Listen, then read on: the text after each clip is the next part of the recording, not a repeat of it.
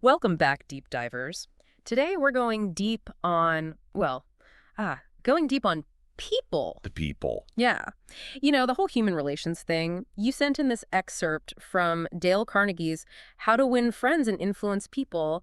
And honestly, it's amazing how relevant this book still is. It's almost 100 years old, but people still swear by it. Oh, absolutely. It's like Yeah. it gets at something so fundamental about like our need for connection and influence, right? Yeah. We all want to be understood and have an impact. Yeah. And Carnegie didn't just, make this stuff up. He actually went out and interviewed thousands of people to figure out what makes for successful interactions. I mean, we're talking everyone from like big time inventors to Hollywood stars. It's incredible the range of people he studied.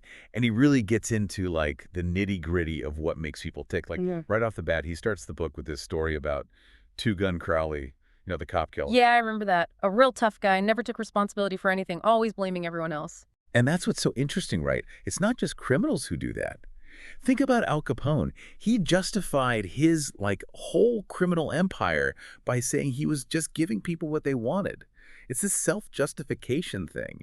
Like it's a way to protect our egos. Oh, totally. I mean, we all do that to some extent, right? Like, how many times have you blamed traffic for being late when you really just hit snooze one too many times? Exactly. It's human nature, but the thing is, it's not a very effective way to build relationships or get what you want. And that's where the contrast with someone like Abraham Lincoln is so striking. This guy was a master of human relations, leading the country through a civil war, and all the while he was known for his empathy and understanding. It's incredible when you think about it. He's dealing with like some of the most intense personalities and conflicts imaginable.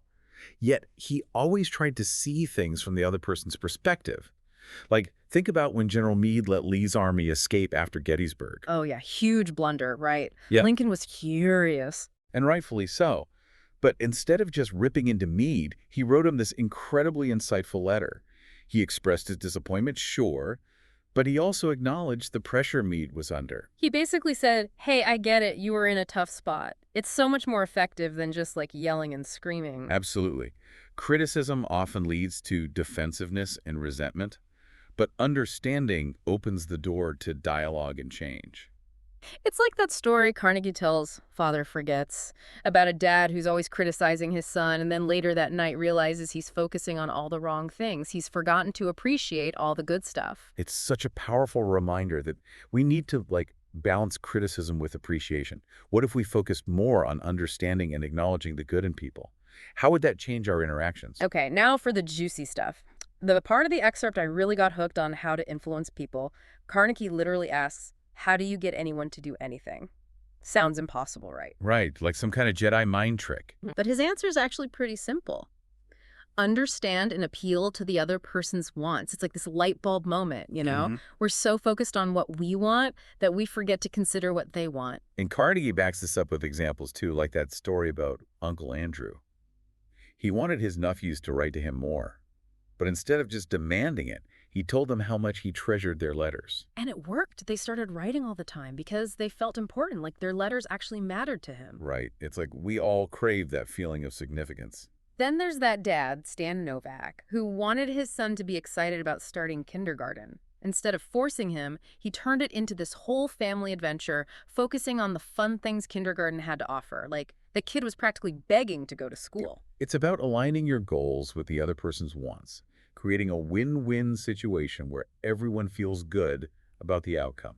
Carnegie even tells a story about himself trying to negotiate with a hotel over this ballroom rental. They wanted to, like, triple his rent, which would have been a disaster. But instead of arguing, he made this list of all the advantages and disadvantages, showing them how keeping his rent lower would actually benefit them in the long run. It's so smart, right? It's like that Henry Ford quote.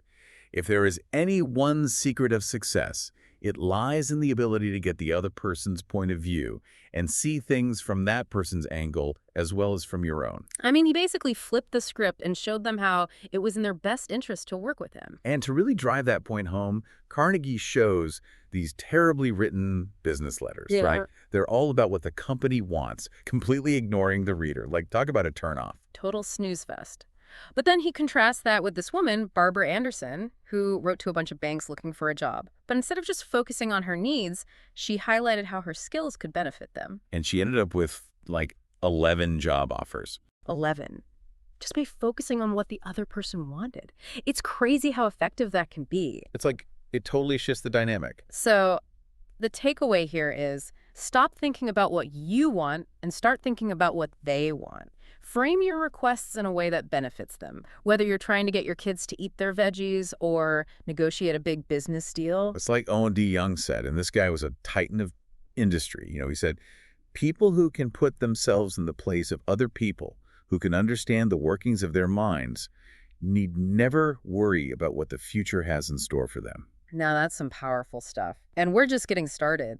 Carnegie lays out 6 specific ways to make people like you, and they're all about, you guessed it, focusing on the other person. But we'll dive into those next time in your deep dive. All right, so we're moving into like the next level of Carnegie wisdom, right? How to win people over to your way of thinking. Yeah, this part really intrigued me because, Carnegie himself was like a champion debater back in the day, so you'd think he'd be all about like arguing your point and proving you're right. Right.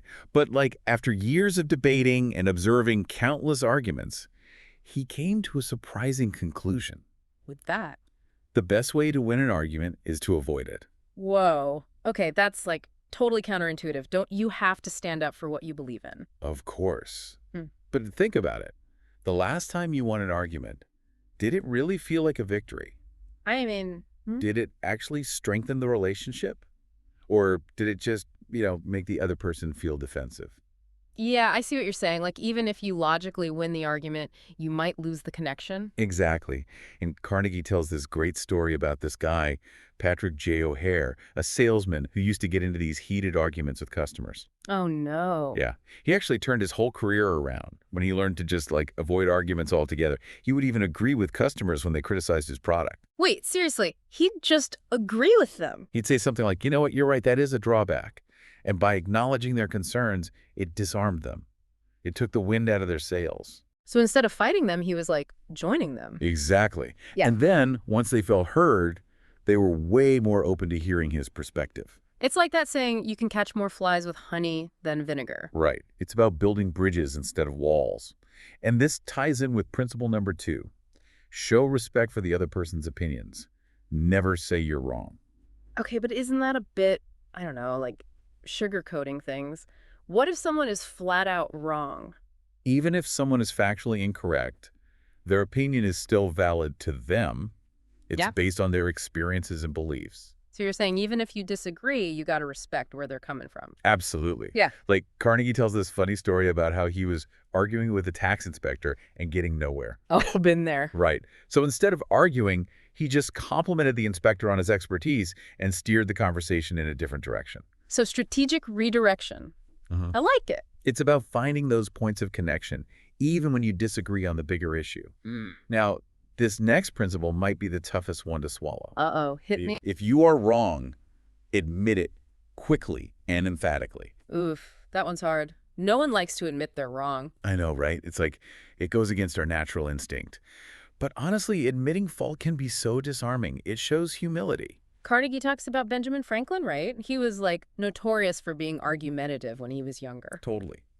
But he completely changed his approach by consciously practicing humility. Like, he even stopped using words like certainly and undoubtedly Why do you do that? because they sounded too absolute, too arrogant. He started using phrases like, I conceive, or it appears to me instead. So it's like softening the language to show you're open to other perspectives. Exactly. And there's also that story about John D. Rockefeller Jr. during that massive labor strike. Instead of blaming the workers, he acknowledged their grievances. He even admitted that he might not have all the answers. Wow. Coming from a guy like Rockefeller, that's huge. It is. And you know what? The workers actually ended up going back to work without even demanding a wage increase. They just wanted to be heard. It's amazing what a little empathy can do. Right. It shows that you're not just trying to win, you're trying to understand. Okay, these are some pretty heavy-hitting examples. I'm starting to get how powerful these principles can be, even in, like, everyday situations. They are. And speaking of everyday situations, principle number 4 is begin in a friendly way. Okay, that one seems pretty self-explanatory. Start with a smile, be polite, basic human decency. It's easy to overlook, but it's so important. It sets the tone for the whole interaction. Carnegie tells a story about a guy who needed to negotiate a rent reduction with his landlord. Oh, I've been there. Right. So instead of coming in all demanding, he started by expressing appreciation for the apartment. Oh, like buttering him up a little. Not exactly. It's more about creating a positive atmosphere, building rapport before you dive into the potentially tricky stuff. Okay, I'm intrigued. What's principle number 5? This one's about getting buy-in early on. It's get the other person saying yes, yes immediately. Ah, I like that. Start with agreement. Get that momentum going. Exactly. It's like a classic psychological technique. Think about Socrates and his method of questioning. He'd ask a series of questions that his students would inevitably answer yes to. Leading them down a particular path. Right. Until they arrived at his desired conclusion. Carnegie gives a great example of a salesperson using this to close a big deal. He basically let the customer sell themselves on the service by asking questions that emphasized the benefits. So instead of telling them what to think, he guided them towards the conclusion he wanted them to reach. Exactly. It's a subtle art. Okay, I'm ready for principle number 6. Hit me. This one might surprise you. It's let the other person do a great deal of the talking. Wait, really? How is that persuasive? Shouldn't I be the one doing the convincing? Sometimes the best way to persuade someone is to just shut up and listen. People want to feel heard. And when you give them the space to express themselves, they're more likely to be receptive to your ideas. Carnegie tells a story about a salesman who won over the super difficult customer by just listening to him rant and rave. He didn't argue, he didn't defend himself, he just listened. And in the end, the customer was so grateful that he placed a huge order. It's like sometimes we just need to vent. We need someone to hear us out. Exactly. And once we feel heard, we're more open to other perspectives. Okay, now this next principle gets a little more nuanced. Right, lay it on me. It's let the other person feel that the idea is his or hers. Okay, that sounds tricky. How do you make someone think they came up with your idea? It's not about deception. It's about collaboration. It's about framing your suggestions in a way that makes them feel like they're part of the solution. Gotcha. So like plant the seed and let them water it. Exactly. Like Carnegie quotes Ralph Waldo Emerson, who said, "In every work of genius, we recognize our own rejected thoughts. They come back to us with a certain alienated majesty." So deep. So it's about tapping into that feeling of ownership. Like, hey, I thought of that. Right. And this guy, Colonel Edward M. House, he was a close advisor to President Woodrow Wilson, and he was a master of this. Oh, yeah. What did he do? He would subtly plant ideas in Wilson's mind, framing them as if they were the president's own ideas. Sneaky, but effective, I guess. Very effective. Yeah. So instead of presenting a fully formed idea, you might, ask leading questions that help the other person arrive at the conclusion themselves. Ah, I see. Plant the seed, ask the right questions, boom. They think it was their idea all along. Exactly. Okay, principle number 8 is a big one. Try honestly to see things from the other person's point of view. Yeah, that sounds like a no-brainer, but honestly, it can be so hard to actually do that, to step outside of our own perspective. It is. It takes effort, but it's so important. Like Carnegie tells this great story about how he used to approach these boys who were building fires in the park. Uh-oh. Sounds dangerous. It was. But instead of just yelling at them to put it out, he'd engage them in conversation. He'd ask them what they were cooking, tell them he used to love building fires when he was a kid. So he's like relating to them, building that connection. Exactly. And then he'd gently remind them of the dangers and ask them to be more careful. It was so much more effective than just barking orders. Yeah, because they probably would have just resented him if he'd come in all bossy. Exactly. It's like true persuasion isn't about forcing compliance. It's about winning hearts and minds. It's about understanding where they're coming from. Right. It's like Henry Ford said, if you would win a man to your cause, first convince him that you are his sincere friend. I like that. Okay, what's principle number 9? It's about being sympathetic. Be sympathetic to the other person's ideas and desires. So like validating their feelings, even if you don't agree with their reasoning. Exactly. Like Carnegie poses this question, wouldn't you like to have a magic phrase that would stop arguments, eliminate ill feeling, create goodwill, and make the other person listen attentively? Okay, now I'm really curious. What's the magic phrase? I don't blame you one iota for feeling as you do. If I were you, I would undoubtedly feel just as you do. Wow, okay, that's like disarmingly simple, but I can see how powerful that would be. It acknowledges their feelings without necessarily agreeing with their actions. It's like you're saying, hey, I get it. I'd probably feel the same way in your shoes. Right, and Carnegie shares all these stories about how this phrase has been used to diffuse tense situations. Like, there's one about former President Taft, who calmed down an angry mother by using this exact phrase. So simple, yet so effective. It's a reminder that we all have our own unique experiences and perspectives that shape how we see the world. And those feelings are valid, even if we don't agree with them. Exactly. All right, moving on to principle number 10. Appeal to the nobler motives. Okay, so this is about appealing to their better angels, right? Instead of just focusing on what's in it for them, you appeal to their sense of idealism. Exactly. It's about tapping into their desire to be good, to do the right thing. I like that. Carnegie tells a story about a music teacher trying to convince a student to trim her fingernails.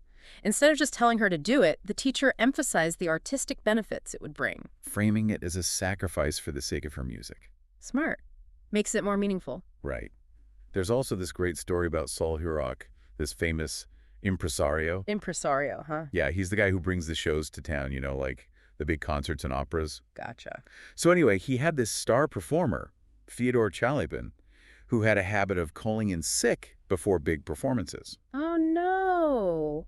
A diva. What did he do? He'd rush over to Chalyabin's hotel room all worried and insist on canceling the performance. Really? But the show must go on. Exactly, and that's the point. Hurok knew that Chalyabin wouldn't want to disappoint his fans or damage his reputation. Ah, reverse psychology. I love it. It's brilliant, right? It's all about appealing to those higher motives. Okay, on to principle number 11. This one sounds fun. Dramatize your ideas. I love this one. It's about making your ideas memorable, going beyond the dry facts and figures. It's like show, don't tell. Yes. Carnegie tells a story about this salesman trying to convince a grocer to upgrade his cash registers. Cash registers. Sounds riveting. It is. So to make his point, the salesman threw a handful of pennies on the floor. Whoa, okay. Dramatic. Right, and he said, "You're literally throwing away pennies every time a customer goes through your line." Okay, I get it. Visual aids. It makes it real. Exactly. There's another great example about this cold cream salesman who set up this whole elaborate display comparing his product to the competition, highlighting all their flaws. So instead of just talking about it, he created an experience. Yes, a multi-sensory extravaganza. Okay, are you ready for the grand finale? Yeah. Principle number 12. Hit me. It's all about tapping into that competitive spirit. Throw down a challenge. Ooh, I like that. It's about appealing to their desire to win, to achieve. Exactly. Carnegie shares a story about Theodore Roosevelt, Teddy. He was considering dropping out of the race for governor because of some technicality. Oh, no. What happened? His opponent basically called him a coward. Ouch. Right. And you know what? Roosevelt was so fired up by that challenge that he stayed in the race and won. It's amazing how a challenge can light a fire under us. Right. Carnegie also tells the story of this guy, Lewis E. Laws, who was appointed warden of Sing Sing prison when it was like a total mess. Sing Sing. That's like a hardcore prison, right? Hardcore. Everyone told him he was crazy for taking the job, but he saw it as a challenge. And guess what? He turned the whole place around. It's like those challenges can bring out the best in us. Absolutely. It's about pushing ourselves beyond our perceived limits. Okay, I'm ready for the next level. What's the final section of Carnegie's wisdom? It's all about leadership. It's called Be a Leader, How to Change People Without Giving Offense or Arousing Resentment. All right, let's unlock those leadership secrets. So, we're diving into leadership now, huh? Be a leader. How to change people without giving offense or arousing resentment. That's a pretty tall order. It is. But it's something we can all strive for. Right. And Carnegie's first principle here, it feels like a bit of a callback to some earlier themes. Begin with praise and honest appreciation. It's like he's saying, catch people doing things right. Yes. Recognize their efforts. Build them up. He tells this story about this guy, Gaw, who had a subcontractor who was always messing things up. Instead of yelling at him, Gaw decided to visit the guy's factory and praise his work.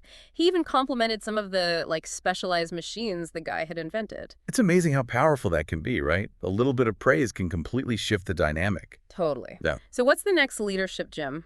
Principle number 2 is call attention to people's mistakes indirectly. Okay, so we've already talked about how no one likes to be told they're wrong, but this takes it a step further. It's about being tactful, right? Exactly. Like find ways to address mistakes without, making the other person feel like a complete idiot. Right. Constructive criticism, not a verbal smackdown. Exactly. Carnegie uses a really simple example about talking to a student who's doing well in all their classes except algebra. Instead of saying, you're great in everything, but you need to work harder in algebra, you could say, we're really proud of you for raising your grades this term.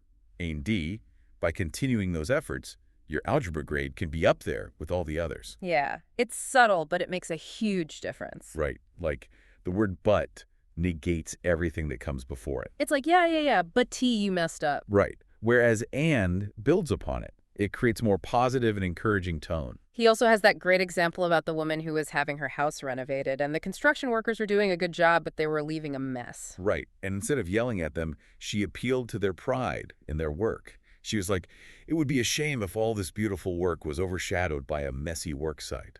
Oh, I like that. So she's making it about their craftsmanship, not their sloppiness. Exactly. It's about finding those subtle ways to motivate people. Then there's the story about the army sergeant who was trying to get his, reservist troops to get regulation haircuts. And instead of barking orders, he just got his own haircut first. And then he kind of casually mentioned it to the others. Subtle hint dropping. I can dig it. So what's principle number 3? This one's all about owning up to our own imperfections. It's talk about your own mistakes before criticizing the other person. Okay, this is about leading with humility. Exactly. It's like acknowledge that you're not perfect, you've messed up too. Carnegie has a story about how he was criticizing his young secretary for making a mistake, and then he suddenly had a flashback to all the stupid things H.E. did when he was her age. It's about perspective, right? Totally. We've all been there. And there's that powerful story about the father who was estranged from his son. And he realized he had been wrong in how he treated his son. So he publicly admitted his mistake. Wow, that takes guts. It does. But it led to a reconciliation, a renewed relationship. Sometimes admitting fault is the first step toward healing. So powerful. Okay, let's keep this leadership train rolling. What's next? Principle number 4 is about empowering others. Ask questions instead of giving direct orders. Oh, I like this one. This is about, instead of just telling people what to do, you guide them toward the solution through questions. Exactly. It encourages them to think for themselves. It fosters creativity. Like Carnegie talks about this guy, Owen D. Young, who was known for being an incredibly effective leader. Oh, yeah, I've heard of him. What was his secret? He never gave direct orders. He always offered suggestions, asked questions. Interesting. So it's about, nudging them in the right direction instead of just barking commands. Exactly. Yeah. It empowers people to take ownership. And there's a story in the book about this CEO who had to motivate his employees to take on this super challenging order. And instead of just, laying down the law, he asked for their input. So he made it a team effort. Exactly. And they were like, yeah, we can do this. They pulled together and made it happen. The power of collaboration. Okay, what's principle number 5? This one's all about protecting people's egos. Let the other person save face. This is about recognizing that everyone has their pride. Right, totally. And it's about avoiding humiliation, even when addressing mistakes. Carnegie talks about this guy, Charles Steinmetz, a brilliant engineer, but apparently a terrible manager. Right. General Electric had to, remove him from his position without, making it a big deal. So how'd they do that? They gave him this fancy new title, consulting engineer, that sounded really important. But didn't actually involve any real authority. Right. It was a clever way to let him save face. He contrasts that with this other story about a supervisor who, publicly berated an employee for making a mistake. Yeah. And the employee was so humiliated that he ended up quitting and going to work for a competitor. Yeah, public shaming is never a good look. Definitely not. It's always better to address those things privately, with respect. One of Carnegie's students shared this story about how she made this big mistake on a work project, and instead of getting chewed out, her manager offered her guidance and support. That's the way to do it. Right. It allowed her to learn from the mistake and ultimately succeed in her role. Okay, what's principle number 6? It's all about positive reinforcement. Praise the slightest improvement and praise every improvement. Be hearty in your approbation and lavish in your praise. I love this one. Celebrate the wins, big or small. It's about creating a culture of encouragement, Exactly. It's like help people see their progress. It motivates them to keep going. Yeah. Think about Charles Dickens. He went from poverty to becoming one of the greatest writers of all time. Yeah, he had a tough childhood, right? Right. But he achieved that success not just through talent or hard work, but also through the encouragement of those who believed in him. Support systems are so important. They are.